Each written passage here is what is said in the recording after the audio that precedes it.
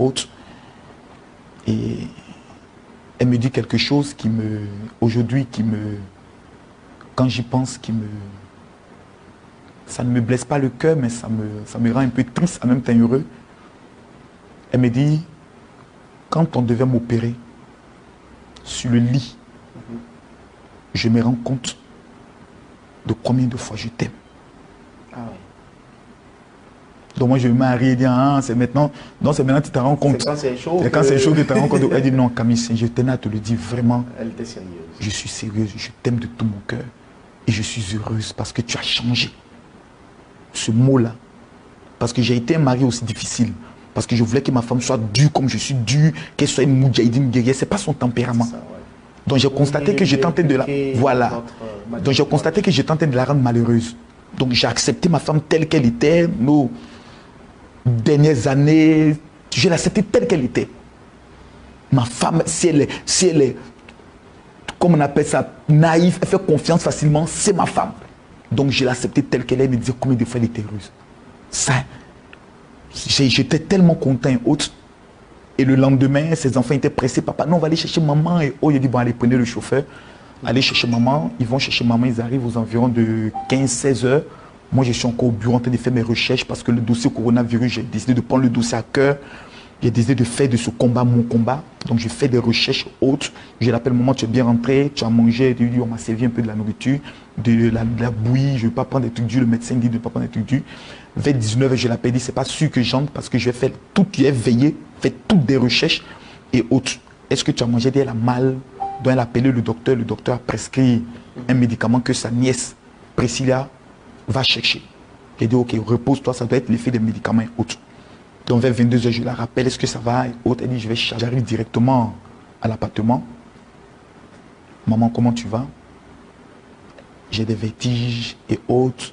Je demande aux enfants comment ça va. Mais à la veille, aux environs de 22h, quand je l'appelle, elle se plaignait, elle se dit, ah, tes filles, elles ont recommencé encore les palabres. Elles ne sont pas en train de s'insulter, elles sont en train de se battre. Les enfants. Ah, passe-moi la plus petite. Je connais parmi les deux qui commence et qui aggrave. Très souvent, je connais mes enfants. Donc, elle dit, passe-moi la plus petite. Si je ne la menace pas, elle est capable de mettre toute la maison à sac. Elle a un caractère... Et au très dur, il y a des moments quand tu viens, même quand je lui parle, d'ici, tu veux, il faut me tuer. Ah ouais. Ça, c'est ma fille, ça. Ça, c'est mon portrait caché. Donc, la seule personne qui la maîtrise, c'est bel et bien moi. Donc, je la ménage. Je lui dis, dès que j'arrive demain, je te frappe. Et c'est la seule chose qui peut l'intimider et elle peut arrêter.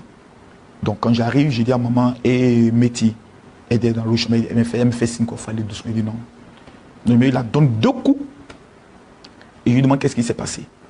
Donc, maman me suit. Ma femme marche, elle n'a pas de problème. Mais elle marche, elle me suit doucement. Et autant, elle rit, elle dit, il faut la laisser, Camille. Donc, j'ai dit, bon, tu as la chance parce que grâce à ta maman, malgré qu'elle est malade, elle est venue te sauver de mes mains. Ça veut dire que tu dois t'occuper de maman. Et autres. Donc, on retourne dans la chambre, je fais les exercices de ma fille qui a mal au pied. Parce qu'elle a eu joué au basket, donc elle a eu mal. Comme elle n'est pas grande de taille, je lui ai dit, joue au basket pour grandir. Donc, je fais son exercice au niveau de son pied. En mettant les vidéos YouTube, je lui montre comment aller sur YouTube, comment faire les exercices et autres. Et puis quand je finis, moi je dois aller voir mon mécanicien qui est venu chercher la Range Rover parce qu'il y a un problème de freinage et autres. Donc je dis, bon, moi je m'en vais, je vais revenir après. Elle me dit, mais tu peux pas partir comme ça. Mais qu'est-ce qu'il y a encore? Il faut me laver. Je dis, aïe. Elle a demandé que... Ouais, je vais la laver. Mais de la laver. Demande à Kimi d'aller faire ça. Ah ouais, c'est ça l'époux aussi. Voilà, c'est là, elle me rappelle un verset biblique, elle me dit, mais depuis quand les enfants peuvent voir la nudité de leurs parents? Il dit, Allah, tu as raison. Maman, allons-y. Donc, on va dans la douche, je mouille une serviette là, tranquillement, je la fais asseoir sur un tabouret. Et je le suis tranquillement, je la taquine, mais elle me dit, ah, tu marches comme ta maman. Donc, on se taquine en couple tranquillement, ça ne dure même pas 5 minutes. Hein. Il n'y a rien à faire. Donc, je mouille l'eau, je la suis tranquillement, je le suis, tout et tout. Elle me dit, je suis là, je le suis tranquillement et autres. Elle reporte sa robe blanche, comme un ange, tranquillement. On ressort de la douche, je dis, bon, je vais aller par la mettre et puis je m'en vais. Donc pendant que je vais dans l'autre chambre, elle me suit tout doucement. J'arrive, ma fille enfermée dans la douche. Tu fais quoi dans la douche? Mal à gronder. Pourquoi tu t'enfermes? Tu t'enfermes pourquoi? J'aime pas quand tu t'enfermes et autres. Parce qu'on est au 7e. Oui. Imaginez peut-être ma fille pense à une pensée, papa m'a tapé, il m'aime pas. Oui. Elle est dans la douche, elle se lance. Donc moi j'ai toujours ces genres de pensées. Donc j'essaye d'être un peu dur. Et puis faisant des reproches hautes, et puis maman s'approche de dehors et dit Camille, laisse-la, tu connais Métis. Je t'ai dit, je ne me porte pas bien, j'ai brouillé le. Viens t'occuper de moi. Donc quand je me retourne pour qu'on sorte de l'espace où nous étions, ma femme s'agrippe à moi. Elle commence à dire Camille, Camille, Camille, Camille, Camille, Camille, Camille, Camille. Puis c'est cool. Comme ça, simplement. Commence à faire comme une crise d'épilepsie, commence à se serrer les dents. J'ai dit, mais sa fille se met à crier automatiquement. J'ai dit, mais Tati, tu peux pas me faire ça? Tu es une prophétesse, qu'est-ce qui se passe là? Tu es en train de me faire quoi là? Donc je commence à appeler ma première fille qui hante, les servantes qui hantent. Elle commence à allaiter même le gardien qui est en bas et autres qui monte rapidement parce qu'il y a l'interphone pour appeler le gardien. Tout le monde monte, maman t'a fait une crise. Bon, le gardien vient, je veux pas qu'il voie tout, on ne sait pas, il peut pas, on ne sait pas. Donc je commence à lui parler, commence à serrer les dents. Donc je sais, le premier réflexe, c'est qu'il faut au moins ouvrir sa bouche. Donc je prends mes doigts, j'ouvre sa bouche et on demande un peigne pour essayer de. Un bois, ils apportent d'abord les bois et eau. J'ai dit non, amenez-moi un truc, amenez un peigne, on bloque. Je commence à la taper. Maman, réveille-toi, réveille-toi. Il commence à taper, c'est réveille-toi. Qu'est-ce qui se passe? Donc on commence à prier, on met en même temps une vidéo de Dena Moena, un chant qu'elle aime bien, puis sur l'autre téléphone, je mets les premières mesures de secours. Parce que je ne sais pas s'il faut appuyer comme ça, il faut appuyer comme ça. Donc j'essaie de regarder un peu, puis suivre un peu les différentes procédures, souffler dans sa bouche, parce qu'à un moment donné, c'est comme si elle ne respire plus. Il faut souffler dans sa bouche, et puis elle s'est reprise. Elle m'a dit, Camille, c'est bon. J'ai dit, non, non, non, c'est pas bon. On a enlevé le peigne, je mets mon doigt, elle dit, sur mon doigt, et sur mon doigt, sur mon doigt, sur mon doigt. Elle dit, je t'ai dit, c'est bon, j'ai envie de me reposer. Camille, je vais bien. Je suis fatigué. Je vais me reposer. Parce que comme on essaie de tirer un matelas qui est là, parce que c'était une chambre qu'on est en train d'aménager pour la chambre d'amis. Donc on essaie d'amener le matelas et autres, pour essayer de la prendre, parce qu'on a versé de l'eau et autres. Donc il fallait sur elle pour qu'elle se réveille et autres. Donc on essaie de la faire coucher sur le matelas et autres, en essayant de la prendre tout doucement, tout doucement, tout doucement. On n'a même pas encore commencé même à la porter, qu'elle reprend la deuxième crise encore. Commence cette fois-ci à serrer ses dents.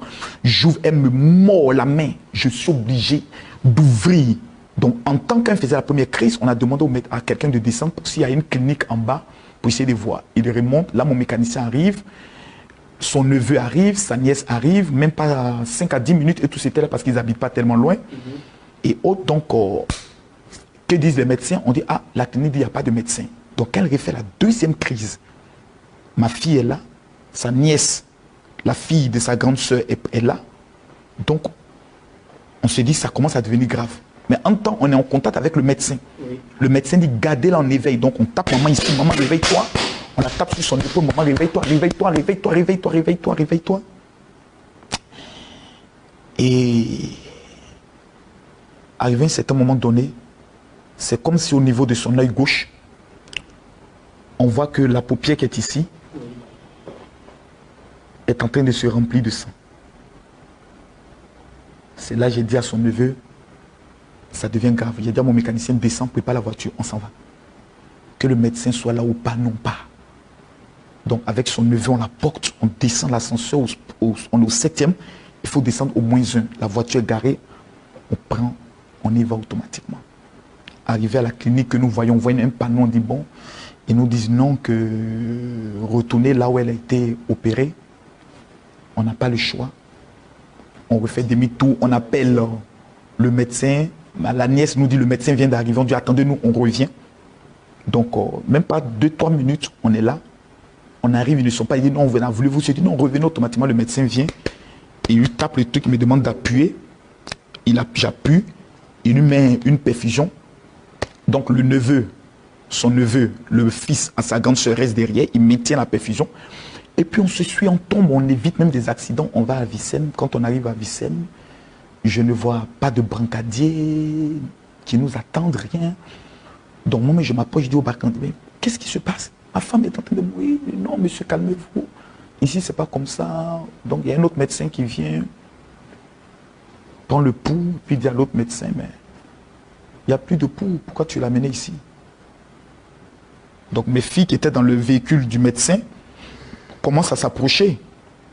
Je connais mes filles, si on les annonce comme ceci, elles vont commencer à crier, on peut les prendre en photo, les filmer, de dire rentrer à la maison. On va essayer de voir, mais là, tu n'en reviens pas, tu as l'impression, je parle, mais tu as l'impression que c'est un rêve. Tu as l'impression que c'est un rêve. Tu te dis pourquoi c'est à moi que ça arrive, pourquoi Dieu me fait ça, pourquoi tu m'humilies de cette manière. Moi qui prie pour des gens, moi qui me suis consacré, j'ai donné ma vie, j'ai donné ma jeunesse. Qu'est-ce qui m'arrive? Comment je vais m'expliquer? J'ai expliqué à mes fidèles que le moment, qu'est-ce qui m'arrive? Pourquoi tu me fais ça? Pourquoi moi? On t'amène dans un bureau, on te dit, bon monsieur, vraiment désolé. Comme ça. Comme ça, comme ça. Ta femme n'y est plus. Comme ça. Et le médecin, après un autre médecin qui t'appelle, on te demande, bon, si vous voulez voir le corps, bon, je me dis, bon, au moins, peut-être Dieu peut faire un dernier miracle pour moi. Donc, je m'approche d'elle, je commence à parler dans son oreille. Tatiana, reviens s'il te plaît. Tu pries, tu te couches, tu pleures, tu te mets sur elle, tu pries, et puis tu entends cette petite voix qui dit, laisse-la se reposer en paix. Là, c'est difficile. Devant les hommes, tu es obligé de garder un peu ta dignité. Quand tu reprends la voiture,